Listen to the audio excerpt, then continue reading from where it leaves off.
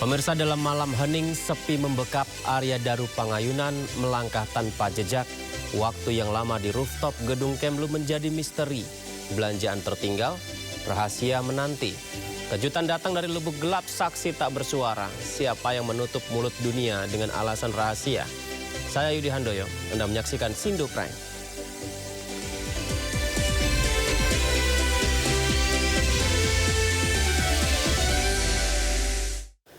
Polisi membenarkan kabar soal diplomat muda Kementerian Luar Negeri Arya Daru Pangayunan yang sempat naik ke rooftop gedung Kemlu pada malam sebelum dirinya ditemukan tewas di kamar kosnya di kawasan Gondang Dia Menteng, Jakarta 8 Juli lalu. Informasi ini didapatkan dari keterangan resmi Polda Metro Jaya yang mengatakan korban diduga berada di rooftop gedung Kemlu dari hasil pemeriksaan CCTV di Kemlu dan saksi-saksi saat 7 Juli 2025 tepatnya pukul 21.43 waktu Indonesia Barat hingga 23.09 waktu Indonesia Barat. Sekitar 1,5 jam ya. Dan dari pengamatan CCTV, korban terlihat naik membawa sebuah tas gendong dan sebuah tas belanja. Namun saat turun, korban tidak lagi membawa tas tersebut. Polisi pun menjelaskan hingga saat ini masih menyelidiki adanya unsur kejahatan dalam kematian misterius Arya Daru. Tapi yang dalam peristiwa ini masih dalam tahap penyelidikan. Sekali lagi bahwa penyelidikan itu adalah serangkaian upaya yang dilakukan oleh penyelidik untuk menemukan atau mencari tahu apakah peristiwa ini nanti ada dugaan pidana atau tidak. Ini masih di tahap itu. Penyelidik masih terus bekerja dan kami tetap berkomitmen akan mengungkap kasus ini secara terang benderang, transparan, sebagai wujud komitmen dari Polda Metro Jaya untuk melaksanakan tugas secara profesional dan proporsional. Ya, itulah tahap yang sedang berjalan sampai dengan saat ini, rekan-rekan. Nanti apabila ada update lebih lanjut akan kami sampaikan kemudian. Pemeriksaan ini dilaksanakan secara ilmiah, secara laboratoris, berdasarkan keahlian dari beberapa ahli yang dilibatkan dalam proses ini. Jadi itu butuh waktu. Jadi hasil pendalaman terhadap CCTV yang ada di gedung Kemenlu tempat korban bekerja, kemudian hasil pemeriksaan saksi-saksi yang dilakukan oleh penyelidik, maka diduga tanggal 7 Juli 2025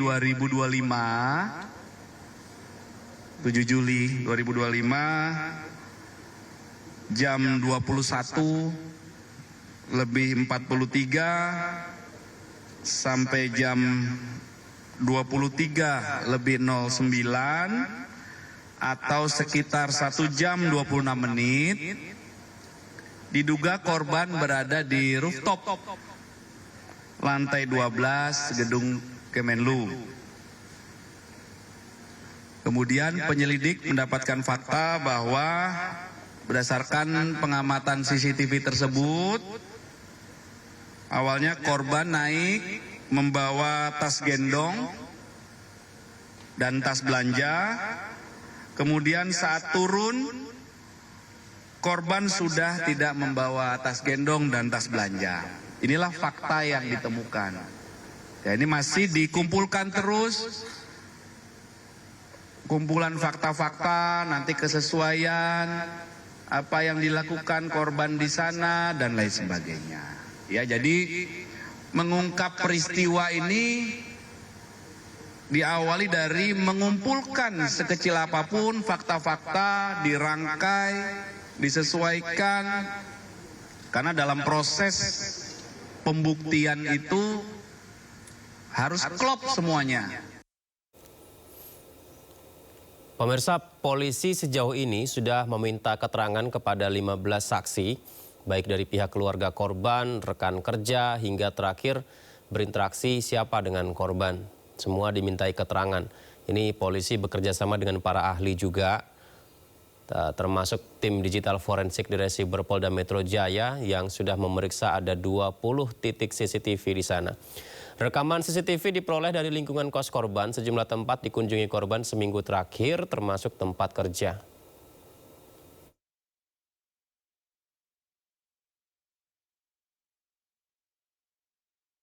Ya, sekitar 15 menit usai terlihat di sekitar rooftop Kemlu, almarhum Arya Daru Pangayunan berada di kosnya. Aktivitas korban saat buang sampah, pergerakan penjaga kos yang mengecek sekitar kamar korban, hingga korban ditemukan tewas. Semuanya terekam dalam CCTV.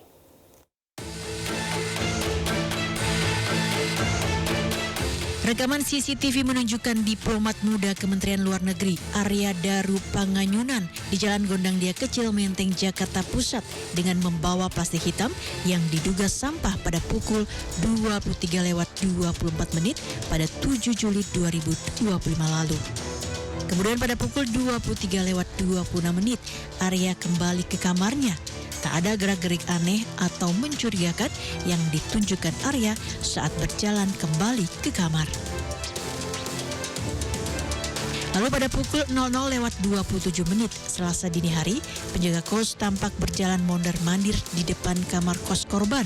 Sambil berkomunikasi melalui telepon genggam, penjaga kos kemudian mengintip kamar korban melalui celah pintu. Diduga penjaga kos tengah berkomunikasi dengan orang terdekat korban yang meminta memeriksa keberadaan korban di dalam kamar. Penjaga kos kembali berjalan mondar-mandir untuk kedua kalinya pada pukul 5:26. Sang penjaga tampak membawa sapu di tangannya.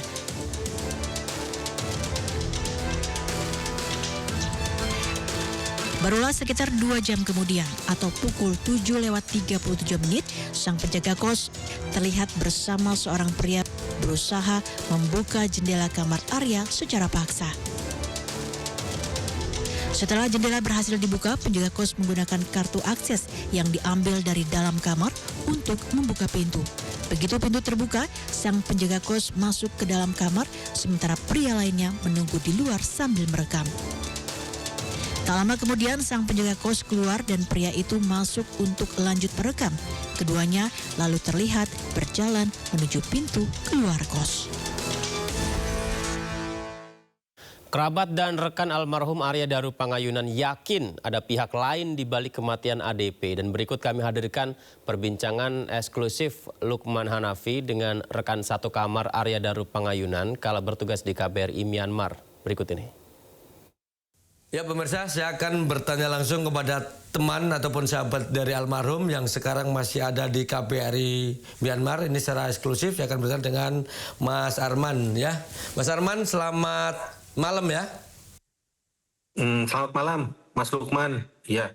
Baik, Mas Arman, ini saya mau tanya Mas Arman berapa lama kerja bareng atau bahkan mungkin tinggal bareng dengan almarhum ADP ini?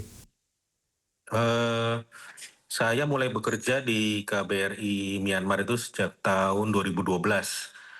Dan saya bersama dengan almarhum Mas Daru itu dari 2012 sampai Januari 2014. Oke. Januari 2014 bersama almarhum. Oke. Mas ini, Mas Arman yang sampai sekarang masih di Myanmar, dengar teman Mas Arman ini meninggal dari mana? Kebetulan kita kan dengan sesama ex Yangon, masih ada beberapa teman-teman ex Yangon yang masih keep kontak sama saya. Oke. Nah, salah satu dari mereka sempat menanyakan lewat waktu itu kalau nggak salah lewat Facebook Messenger, itu Mas Daru meninggal. Kaget saya, oh meninggal. Nah, tapi waktu itu pikiran saya maupun teman-teman ex Yangon itu meninggal secara natural, alami Pak. Oke. Sakit apa, karena sakit apa, ya udah kita turut berduka cita. Kemudian nggak lama setelah itu muncul berita di media. Saya lupa waktu medianya apa. Oke. Diberitakan, ditemukan jenazah di kos-kosan di Gondang Dia itu loh Mas. Inisialnya ADP, usianya 39 tahun. Ya, berarti itu Mas Arya Daru dong. Berarti meninggalnya tidak wajar gitu. Karena dijelaskan ya di media Ya betul, kan ditemukan di lakban ya mukanya ya. Ya betul. Kepalanya ada, Jadi ya. kita semakin surprise ya, semakin kaget ya.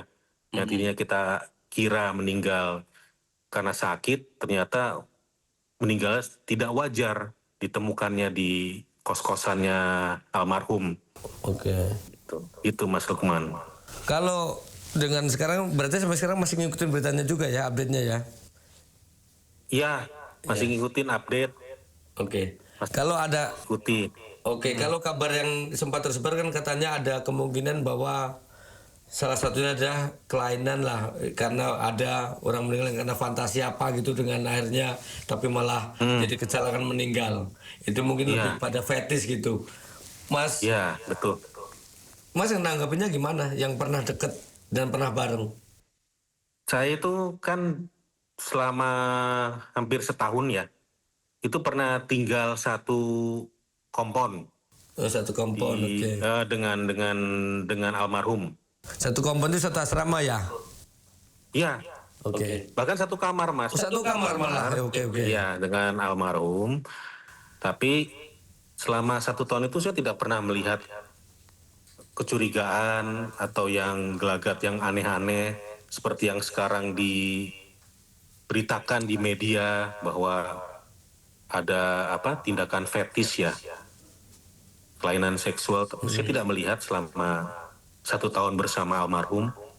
Malahan yang ada almarhum itu justru banyak membantu saya bekerja di KBRI Myanmar, karena almarhum itu kan duluan ya bertugas sebagai lokal staff. Dia mulai tugas 2011, saya baru 2012. Jadi justru dia banyak membantu saya dalam hal pekerjaan, terus menceritakan pengalaman kerja di KBRI itu seperti apa. Bahkan mengajari saya teknik-teknik, kan almarhum kan hobi fotografi ya Mas. Fotografi, jadi sempat mengajari saya nih teknik fotografi, bagaimana pengambilan video kamera, bagaimana. Jadi saya banyak menerima ilmu dari almarhum, banyak sekali. Mas Arman, dengan berita yang muncul tuh Mas Arman sendiri nggak percaya dengan kabar ini, ada sempat nggak terbesit curiga bahwa ini nggak wajar, kayaknya jangan-jangan dibunuh itu? Ada terbesit kecurigaan itu nggak? Bukan hanya saya pribadi ya Mas, teman-teman yang lain berpikiran yang sama. Ini pasti ada tindakan pembunuhan yang sangat berencana, rapi ya, terorganisir lah istilahnya gitu, pembunuhan. Sedangkan kalau ada yang dibilang bunuh diri, itu saya tidak yakin bunuh diri itu. Kemudian ada lagi sekarang ada opini baru, tindakan fetis, itu saya juga tidak yakin. Kita lebih kepada ini seperti pembunuhan yang berencana ya, yang sudah di setting sedemikian rupa. Sehingga sampai hingga saat ini belum ketemu nih. Kita masih menanti jawabannya bagaimana. Tapi kalau misalnya ini kita tidak mendahului ya, tapi kan curiga boleh, tapi Mas Arman juga pernah dekat, selama ini juga masih komunikasi sampai sebelum beliau meninggal, artinya ada grup dan sebagainya. Ada nggak sih Mas, ini jangan-jangan ada kaitan mungkin dengan profesi Mas ADP sebagai diplomat, kan kalau nggak salah megang politik kan ya? Iya, fungsi politik di KBRI Myanmar ya. Bahkan pernah juga jadi saksi TPPO kan. Ada nggak kecurigaan ini sebagai resiko dari seorang pekerja diplomat? Justru Mas Lukman, ini setelah Mas Daru selesai dinas di KBRI Myanmar, itu saya itu terhitung baru 2 kali ya, 2 kali kontak dengan almarhum. Pertama itu saya lupa tahun berapa, ketika saya sempat cuti ke Indonesia, saya ketemu langsung dengan almarhum.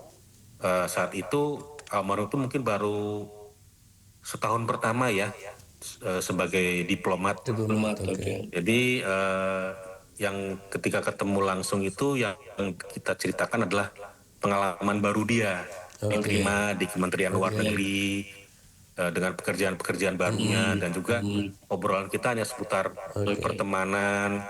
Betah nggak di Myanmar? Kata almarhum masih betah nih gitu. Jadi itu pertemuan pertama. Jadi tidak ada membahas mengenai detail pekerjaan dia karena mungkin saat itu juga almarhum masih baru masuk ya di Kementerian Luar Negeri. Kemudian yang kontak yang kedua itu hanya melalui video call. Saat itu kalau nggak salah almarhum sudah di Indonesia. Kalau nggak salah itu sudah selesai berdinas. Terakhir kan almarhum berdinas di KBRI Argentina ya. Setelah selesai dari KBRI Argentina, selesai tugas di sana, kembali ke Indonesia, sempat kontak saya melalui video call. Dan percakapan kita juga hanya percakapan sebagai teman. Tidak sama sekali tidak menyinggung mengenai soal pekerjaan dia. Selama dia menjadi diplomat di baik di mana waktu itu seperti Dili atau di Buenos Aires tidak pernah cerita. Dia hanya menceritakan pertemanan saja. Malah dia bilang, ayo kapan kita kumpul lagi yuk, XX Yangon nih. Banyak yang mau reunian gitu. Nah, hanya Mas, sebatas pertemanan. Mas Arman. Ini kan tadi Mas Arman sempat menyampaikan nggak hanya Mas Arman tapi juga teman-teman semua ex Yangon dan sebagainya. Semua curiga ini jangan-jangan ada malah dibunuh, ini kemungkinan direncanakan dengan rapi bla bla bla gitu. Apa kira-kira yang dari diskusi teman-teman ini kira-kira sampai ada katakan itu benar dibunuh berencana, kira-kira apa yang membuat si pelaku itu tega ya? Ada nggak Mas sempat diskusi di teman-teman gitu? Ya, kita pun dengan sesama teman yang kenal dengan Daru, baik yang masih di Myanmar maupun yang sudah tidak di Myanmar, kita pun juga kebingungan, sangat bingung. Kenapa kok sampai Mas Arya Daru ini meninggal seperti itu? Tidak wajar dengan cara dibunuh seperti itu. Kita sangat sedih sih Mas melihat kok teman baik kita diperlakukan seperti itu. Ya maksudnya kan saya tahu almarhum itu kan orang yang bagi saya pribadi tuh orangnya yang sangat humble, orangnya baik, senang membantu baik dalam keadaan susah maupun senang dia siap membantu. Terus juga dia tipikal family man Mas, cinta sama keluarga, family man. Waktu dia berdinas di KBRI Myanmar itu kan istrinya tidak ikut, jadi long distance relationship. Tapi dia tetap menanyakan kabar, kemudian beberapa kali cuti ke Indonesia untuk menemui istrinya, keluarganya. Jadi kita teman-teman di Myanmar tidak ada kecurigaan apa-apa terhadap almarhum dan kita sangat kaget sekali. Kenapa sampai ada orang setega itu melakukan pembunuhan seperti itu ya kepada Mas Arya Daru. Sedangkan Mas Arya Daru orangnya juga tidak pernah terlibat konflik apa-apa selama di Myanmar. Teman-temannya banyak di Myanmar. Jadi kita kebingungan Mas, ini apa yang terjadi gitu. Itu Mas Lukman. Mas kalau secara ini pekerjaan gitu kayak sampean sendiri sekarang juga masih kebetulan bertugas, Mas Daru juga sebetulnya masih aktif gitu. Ada resiko nggak sih secara profesi gitu dengan yang ditanganin? Saya nggak ngomong bahwa ada masalah atau tidak sampean, tapi sampean merasa yang dikerjakan oleh para diplomat seperti Anda terus Mas Daru dengan mungkin nyari data informasi atau apapun itu ada resikonya nggak sih, resiko yang ya mungkin bisa terjadi seperti ini? Kalau menurut saya pribadi, kalau kita baik lokal staff maupun juga diplomat yang bekerja khususnya di negara-negara rawan itu pasti ada resiko Mas dalam menjalani tugasnya. Karena kan kondisi negara yang kita tempati itu kan sangat rawan. Jadi memang keamanan itu sangat diperlukan sekali ya. Seperti juga di Myanmar kan, Myanmar juga termasuk negara yang saat ini rawan, ya kita dalam melakukan aktivitas juga perlu sangat berhati-hati, Mas. Jadi di negara seperti ini kehati-hatian sangat diperlukan. Namun juga kita juga perlu merasa keamanan yang penting juga, keamanan yang cukup baik bagi kami bekerja, baik diplomat maupun lokal staff. Kalau dari segi pekerjaan, ya itu kembali lagi karena Mas Daru itu tidak pernah menceritakan mengenai pekerjaan dia selama menjadi diplomat. Jadi saya kurang tahu apakah ini bersinggungan dengan pekerjaannya.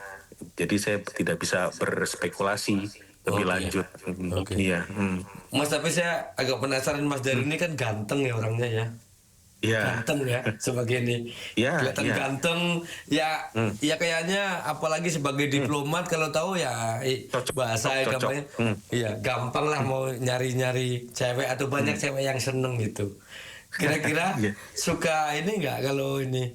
Ada kebayang nggak sih misalnya, aduh ini jangan-jangan ini ada apa kaitan mungkin, kita nggak menuduh sekali lagi ya, namanya kita waktu sampai dulu bareng muda itu ini nggak sih sering lihat ketika apalagi LDR kan hubungannya sempat nggak sih Mas Daru misalnya karena LDR dulu mungkin dekat siapa, saya bilang dekat bukan selingkuh ya, karena orang LDR nggak ini ada cewek yang itu sering jadi teman dengan akhirnya menjadi orang sana. Itu sempat waktu mudanya dulu ada kayak gitu nggak? Ketika ketika kita bersama-sama di Myanmar, Mas Daru itu itu seperti saya bilang sebelumnya, dia benar-benar sayang sama keluarganya. Dia tidak pernah melakukan hal-hal yang menurut saya yang aneh-aneh lah, Mas. Tidak pernah. Ya, dia juga bekerja secara profesional, benar-benar berteman, tapi juga senang membantu. Baik itu teman Indonesia maupun teman Myanmar ya, Mas. Ya, dia ikhlas membantu. Cuma dia tetap adalah sosok orang yang cinta sama keluarganya. Walaupun jarak jauh istrinya tidak sempat ikut ke Myanmar saat itu, tapi dia tetap setia, sayang dengan istri. Dan kalau nggak salah ya waktu itu kelahiran anak pertamanya ya. Sayang juga dengan anaknya dan juga keluarganya, orang tuanya. Dia benar-benar sangat sayang sekali. Jadi saya tidak pernah melihat keanehan, pernah melakukan hal-hal yang aneh. Pulang kerja ya pulang, balik lagi ke kompon. Saya ketemu dia di kompon, ngobrol-ngobrol, ngumpul-ngumpul aja dengan teman-teman se-KBRI. Tapi setelah itu udah tidak ada hal-hal yang aneh yang dilakukan oleh almarhum, tidak pernah. Selama di Myanmar.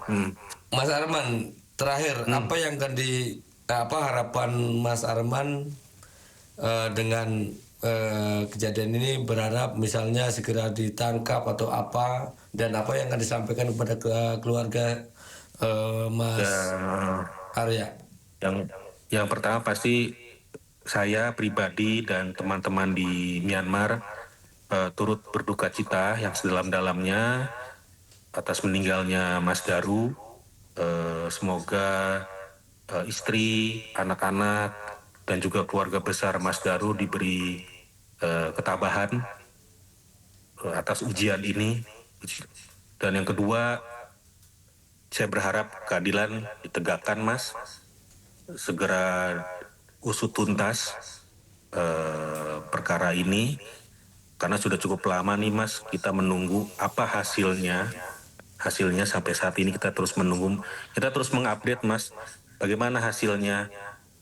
Kita memohon keadilan yang setegak-tegaknya untuk perkara kasus Mas Daru ini, karena kami semuanya sangat sedih sekali melihat apa yang menimpa Mas Daru. Semoga segera ketemulah siapa pelakunya, pelaku yang melakukan tindakan yang sangat, menurut kami sangat keji sekali ya, tidak berperi kemanusiaan sekali tindakan ini. Itu Mas Lukman. Baik Mas Arman, terima kasih Mas Lukman. sekali untuk Sama-sama. waktunya. Mudah-mudahan Ya, semua sama-sama, sudah Mas Lukman. terungkap ya. Dan Ya, tidak ada lagi segera, di kemudian dari peristiwa yang serupa untuk siapa saja. Betul Mas. Gitu ya. Betul Mas. Ya. Terima Baik. kasih Mas Lukman. Baik, terima kasih. Ya, Demikian tadi sama-sama adalah Mas Lukman. demikian adalah wawancara saya dengan sahabat almarhum yang sempat satu kamar dengan almarhum selama di Myanmar. Pemirsa, kita masih menelusuri mengenai meninggalnya diplomat muda ADP, di mana saat ini Komnas HAM mendatangi kediaman keluarga diplomat Kemenlu Arya Daru Pangayunan di Bantul, Daerah Istimewa Yogyakarta. Pertemuan berlangsung selama 3 jam dan dilakukan secara tertutup. Jadi kan itu bisa juga dilakukan oleh seseorang ya. Dan tentunya ini perlu didalami terlalu dini kalau mengatakan penjaga itu mundar-mandir karena ditelepon istrinya. Betul. Terlalu dini menurut saya. Di sini penyidik tidak bisa memberi satu kesimpulan. Itu kan kesimpulan. Betul. Kita harus mencari alibi. Nah sekarang contohnya, kita kalau untuk memprofil seseorang, kita harus mencari alibi termasuk latar belakang orang itu. Seseorang yang melakukan pembunuhan, pasti dia sudah mempunyai satu confidence. Ya, satu kekuatan mental untuk itu. Nah, kita lihat belakangnya. Apakah dia pernah dihukum, menjalani hukuman di penjara, ataukah memang dia jagoan, ataukah mungkin dia anggota ormas, ya kan? Nah, itu harus ini. Jadi, menurut saya pernyataan bahwa si penjaga itu adalah mundar-mandir karena ditelepon, ya mudah-mudahan benar. Kalau tidak berarti kita memang terlalu cepat mengambil kesimpulan. Tapi gitu. kalaupun benar kan kita patut juga dong Pak menelusuri. Loh kenapa kok istrinya tahu sampai nelpon apa sebenarnya yang terjadi? Misalnya ditelepon dulu entah 2 atau 3 kali atau 2 atau 3 hari itu nggak pernah nyambung respon. Sebelumnya bagaimana? Atau begitu sebelumnya mungkin sempat ribut dulu terus habis ini kan perlu dong Pak jadi. Nah ini menarik nih Mas Lukman. Saya telepon istrinya korban, si penjaga kos. Dia ngecek. Saya harus ngecek lagi namanya recording daripada incoming dengan outgoing itu. Dia ngasih tahu lagi nggak sama ibunya. Bu, saya udah ketok-ketok, Bapak nggak buka. Yang lebih janggal lagi menurut saya, kenapa dia nggak ngetok-ketokkan waktu itu? Nah, kan? betul. Kan waktu dia lihat kan ya, harusnya kan dia ngetok-ketok. Bu, saya udah ketok-ketok, Bapak nggak ada. Disitulah kita rangkai ya pasal-pasal ini. Sehingga nah istrinya kita tanya, waktu ibu itu sama dia begitu suruh ngecek, dia kasih tahu nggak Bapak nggak respon. Terus dia ngetok pintunya nggak, dia manggil-manggil Bapak nggak. Nah itu kan sesuatu yang menurut saya ganjil ya, harus kita dalami tentunya. Berarti kalau kemarin sudah ada statement yang mengatakan ini karena sebenarnya terlalu dini Pak ya? Karena ya sementara ya mungkin alasannya itulah repotnya ya Mas Lukman ya. Masyarakat kepengen buru-buru setiap step itu disampaikan. Tapi Itu tadi adalah pernyataan Kabar Eskrim Polri periode 2009-2011 Komjen Pol Purnawirawan Ito Sumardi yang menyebut gerak-gerik penjaga indekos yang menjadi TKP kematian Arya Daru Pangayunan harus didalami lebih lanjut lagi. Sementara itu pemirsa, Komnas HAM juga mendatangi kediaman keluarga diplomat Kemenlu Arya Daru Pangayunan di Bantul, Daerah Istimewa Yogyakarta.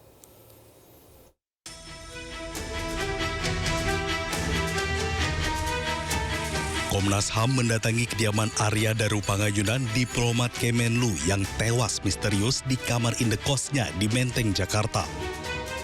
Pertemuan Ketua Komnas HAM dengan keluarga Arya Daru Pangayunan ini berlangsung secara tertutup di rumah keluarga yang berada di Jalan Munggur Banguntapan, Bantul, Yogyakarta. Kedatangan Komnas HAM ke rumah keluarga Arya Daru Pangayunan untuk meminta keterangan dari keluarga terkait meninggalnya Arya Daru Pangayunan di kamar kosnya. Ya, kami meminta keterangan kepada keluarga korban. Itu aja dulu ya. Ya. Ada temuan baru atau seperti apa, Bu? Nanti saja, itu aja dulu. Apa aja yang digali, Bu? Belum bisa. Nanti aja disampaikan Bu, nanti ini ya. bisa Komnas HAM turun ke sini, emang ada pelanggaran HAM berat? Nanti kami sampaikan. Pertemuan tersebut berlangsung selama 3 jam dan tidak banyak yang disampaikan oleh pihak keluarga pada awak media.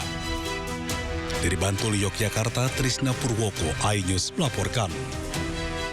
Pemirsa, juru bicara Kementerian Luar Negeri Roliansyah Sumirat menyerahkan sepenuhnya penyelidikan penyebab kematian diplomat muda kepada pihak kepolisian.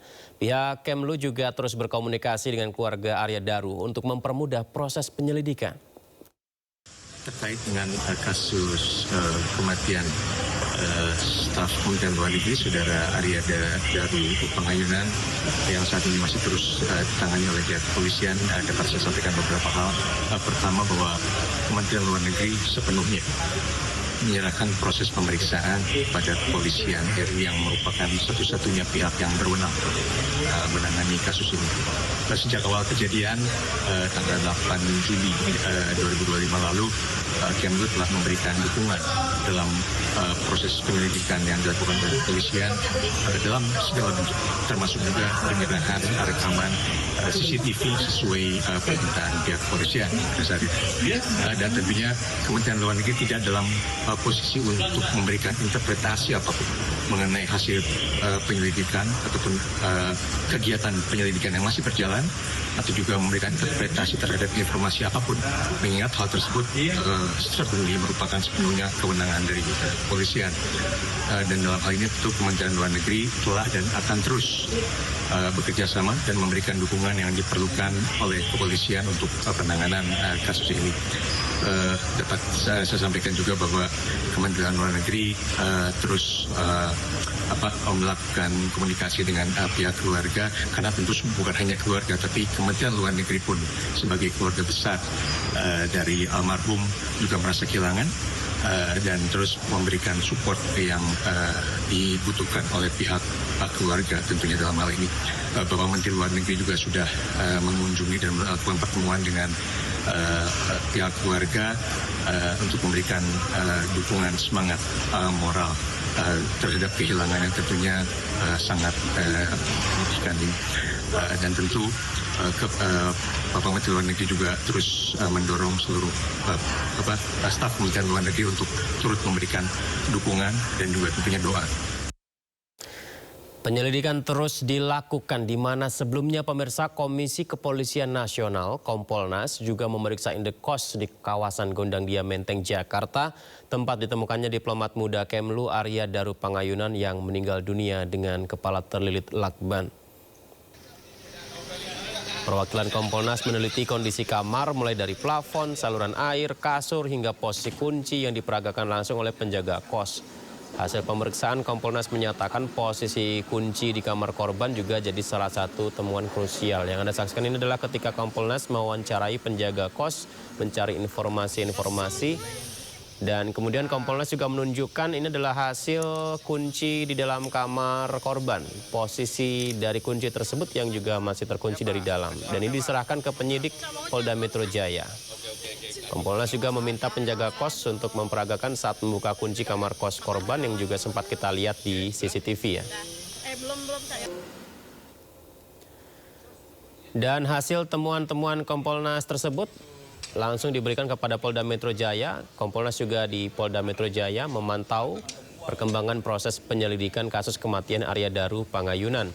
Kompolnas membeberkan rekaman CCTV yang diperoleh penyidik ternyata jauh lebih lengkap dibandingkan yang kita lihat dan beredar di media sosial, pemirsa.